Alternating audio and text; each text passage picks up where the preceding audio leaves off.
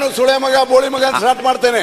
ಆಯ್ತಪ್ಪ, ಮಾತಾಡಿ. That is the best way of talking. ಅದು ಮುಂಚೆಲ್ಲ ಮಾತಾಡಿದವ್ರು ಇದ್ದಾರೆ, ಮಾತಾಡಿ. ನಾನು ಹೇಳಿದ್ದು ಅವ್ರು ಬೈದದಕ್ಕಲ್ಲ, ಆ ಶಬ್ದಗಳನ್ನ ಸದನದಲ್ಲಿ ಬಳಸಬಾರದು ಅನ್ನೋದು ಅಷ್ಟೇ ನನ್ನ ಆಕ್ಷೇಪಣೆ. ಹೇಳಿದ್ದಾರೆ ಇವತ್ತು ಬಗ್ಗೆ ಅರಗ ಜಾನಂದವ್ರೆ ನಿಯಮಾವಳಿ ಪ್ರಕಾರ ಬೈಯಕ್ ಬರಲ್ಲ.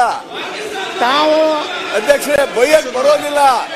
ಯಾವ ಶಬ್ದ ಅಧ್ಯಕ್ಷರೇ ಯಾವ ಶಬ್ದಗಳನ್ನ ಬಳಸಬೇಕು, ಯಾವ ಶಬ್ದಗಳನ್ನ ಬಳಸಬಾರದು ಅಂತ ಸದನದಲ್ಲಿ ಪಾಕಿಸ್ತಾನ ಬಗ್ಗೆ ಕಂಟಿನ್ಯೂ ಮಾಡಿ ಯಾವುದೇ ಶಬ್ದಗಳನ್ನ ಉಪಯೋಗ ಮಾಡ್ಲಿಕ್ಕೆ ತಾವು ಏನು ಇವತ್ತು ಹೇಳಿದ್ದೀರಿ, ನಿಜವಾಗಿಯೂ ನೀವೊಬ್ರು ದೇಶಭಕ್ತರ. ಆಯ್ತು, ನಿಮ್ಮ ಮುಂದೆ ತಗೊಂಡೋಗಿ. ಹಿಂಗ ಬಂದ್ರೆ ಯಾರು ಏನು ನೋಡಿ ಅಧ್ಯಕ್ಷರೇ, ನಾವು APJ ಕಲಾಂ ಅವ್ರನ್ನ ಗೌರವಿಸ್ತೀವಿ.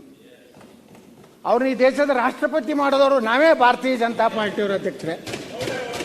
ಇವತ್ತು ನಿಮ್ಮನ್ನ ಅಧ್ಯಕ್ಷರಾಗಿ ನಾವು ಗೌರವ ಯಾಕೆ ಇಲ್ಲಿ ಅವ್ರು ಇಲ್ಲೆಲ್ಲ ನಾವೆಲ್ಲ ಭಾರತೀಯರು, ಅವ್ರು ಬೇರೆಯವರು ಅಷ್ಟೇ ಸಬ್ಜೆಕ್ಟ್. ನಾವೆಲ್ಲರೂ ಕೂಡ ಭಾರತೀಯರು. ಭಾರತ ಒಂದು, ಭಾರತೀಯರು ಒಂದು. ಹೌದು, ಭಾರತೀಯರಾದ ಪಾಕಿಸ್ತಾನ ಪರವಾಗಿ ಒದ್ದು ಬಿಸಾಡುವ. ಈಗ ಪಾಯಿಂಟ್ ಮಾಡಿ, ಈಗ ನೀವು ಅವ್ರ ಬಗ್ಗೆ ಮಾತಾಡಕತ್ತೀವಿ ನಾವು. ಅದು ನಾವೆಲ್ಲ ಒಟ್ಟು ಸೇರಿ ಒದ್ದು ಬಿಸಾಡಬೇಕು. ನಿನ್ನೆ ಚುನಾವಣೆ ಫಲಿತಾಂಶ ಆಯ್ತು. ಫಲಿತಾಂಶ ಆದ್ಮೇಲೆ ಸಹಜವಾಗಿ ಕಾಂಗ್ರೆಸ್ ಪಾರ್ಟಿಗೆ ಜಯಕಾರ ಹಾಕ್ಬೋದು, ಅಭ್ಯರ್ಥಿಗೆ ಜಯಕಾರ ಹಾಕ್ಬೋದು, ಎಲ್ಲನೂ ಸರಿ. ಆದರೆ ಪಾಕಿಸ್ತಾನ ಎಲ್ಲಿದು ಬತ್ರಿ? ಇದು ಏನು ಅವಶ್ಯಕತೆ ಇತ್ತು ಪಾಕಿಸ್ತಾನದ? ಇದು ನಾವೇನು ಸೃಷ್ಟಿ ಮಾಡಿಲ್ಲ. ಇಡೀ ಏನು ನಮ್ಮ ಮಾಧ್ಯಮಗಳು, ಅದು ನಮ್ಗೆ ಗೊತ್ತಿಲ್ಲ ಅಧ್ಯಕ್ಷರು. ತಾವು ಬಾಲಬ್ರು ಕರೆದಿದ್ರೆ ನಾವು ಅಲ್ಲಿ ಊಟಕ್ಕೆ ಬಂದಿದ್ದೀವಿ, ಊಟ ಮಾಡಕತ್ತಿದ್ದೀವಿ. ಅವಾಗ ಸುದ್ದಿ ಬತ್ತು ಹಿಂಗೆ ಏನೋ ಘಟನೆ ಆಗಿದೆ ವಿಧಾನಸಭೆಯಲ್ಲಿ.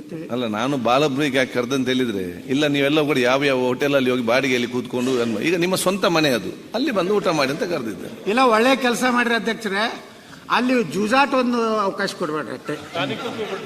ಈ ಇಸ್ಪೇಟ್ ಕಂಪನಿ ಮೊನ್ನೆ ಒಂದು ಯಾವುದೋ ಹೋಟೆಲ್ನಲ್ಲಿ 20 ಬಿಡಬೇಡಿ, ಅದು ಮತ್ತೆ ಚರ್ಚೆ ಮಾಡಿ ಸಾಗೋದು ಬೇಡ. ಈಗ ಇದು ಮೊದಲ ಮಹಡಿಯಲ್ಲಿ ಅಷ್ಟೇ ಘೋಷಣೆ ಆಗಲಿಲ್ಲ, ನೆಲಮಹಡಿಯಲ್ಲಿ ಸಹಿತ ಪಾಕಿಸ್ತಾನದ ಪರವಾಗಿ ಘೋಷಣೆ ಆಯಿತು. ಹಾಗಾದ್ರೆ ಪೊಲೀಸರು ಏನು ಮಾಡಕತ್ತಿದ್ರು?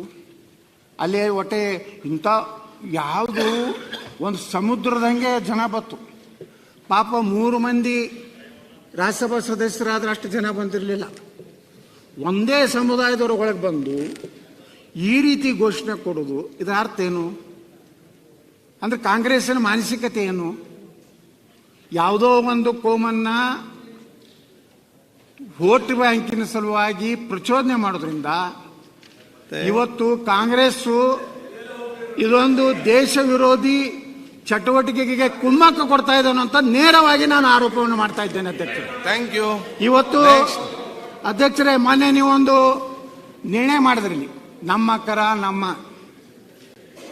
ಇವತ್ತು ಸಹ ಈ ಸದನದಲ್ಲಿ ಈ ಘಟನೆಯನ್ನು ಖಂಡಿಸಿ ಸರ್ವಾನುಮತದಿಂದ ಇನ್ನು ಮೇಲೆ ಕರ್ನಾಟಕದಲ್ಲಿ ನಾ ಮಾನ್ಯ ಮುಖ್ಯಮಂತ್ರಿಗಳಿಗೆ, ಗೃಹ ಮಂತ್ರಿಗಳಿಗೆ ವಿನಂತಿ ಮಾಡ್ಕೋತೀನಿ, ಇಂಥ ದೇಶದ್ರೋಹಿಗಳಿಗೆ, ದೇಶದ ಬಗ್ಗೆ ಮಾತನಾಡುವಂಥವ್ರು ಬೇರೆ ದೇಶವನ್ನ ಜೈಕಾರ ಹಾಕೋತನ್ನು ನಮ್ಮ ಸರ್ಕಾರ, ಕರ್ನಾಟಕ ಸರ್ಕಾರ ಯಾವುದೇ ರೀತಿಯಲ್ಲಿ ಅವಕಾಶ ಕೊಡು, ಅದನ್ನು ಸಮರ್ಥನೆ ಮಾಡ್ಕೊಂಥದ್ದು ಯಾವುದೇ ಸಂದರ್ಭದಲ್ಲಿ ನಾ ಮಾನ್ಯ ಎಲ್ಲ ಶಾಸಕರ ಸಚಿವರಿಗೆ ವಿನಂತಿ ಮಾಡ್ಕೋತೀನಿ, ಇದು ಸಮರ್ಥನೆ ಮಾಡ್ಕೋದಲ್ಲ.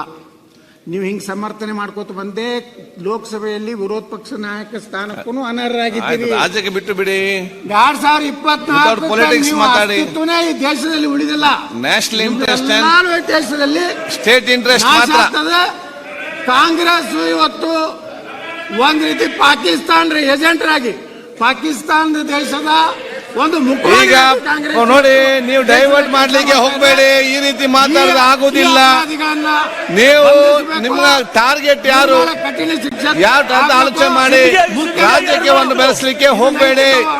ನರೇಂದ್ರ ಸ್ವಾಮಿ